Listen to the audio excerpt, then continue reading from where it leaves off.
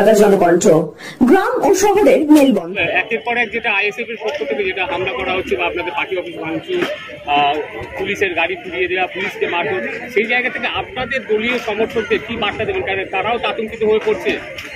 আপনাদের স্মরণ করিয়ে দিই, ঠিক 2023 সালে আমাদের 3 জন কর্মীকে গুলি করে মেরেছিল আইএসএফ।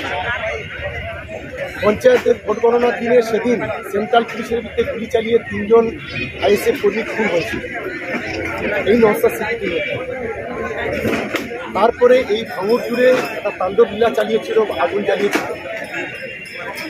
এবারে 14 তারিখে যেভাবে পুলিশের গাড়িতে আগুন, পুলিশের উপর আক্রমণ, আমাদের কর্মীদের উপর আক্রমণ, এর আমরা তীব্র নিন্দা করছি এবং আমাদের কর্মীদের কাছে আবেদন করব, আইনকেও হাতে তুলে নেবেন না, সকলকে শান্ত থাকতে হবে, মাথা ঠান্ডা রাখতে হবে।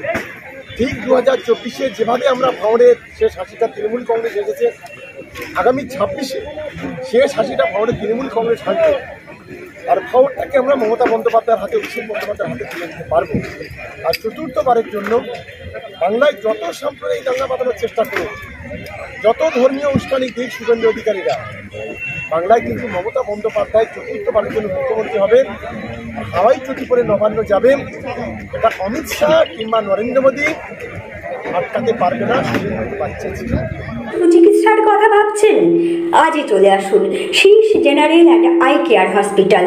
40 বছর মানুষের সেবায় নিয়োজিত সুচিকিৎসার বিশ্বস্ত প্রতিষ্ঠান। কলকাতার অভিজ্ঞ ডাক্তার দ্বারা অপারেশন ও চিকিৎসা করা হয়। কাঠালিয়া, ভাঙড়, কাশীপুর, দক্ষিণ 24 পরগনা। যোগাযোগ 7407337744, 7407441234।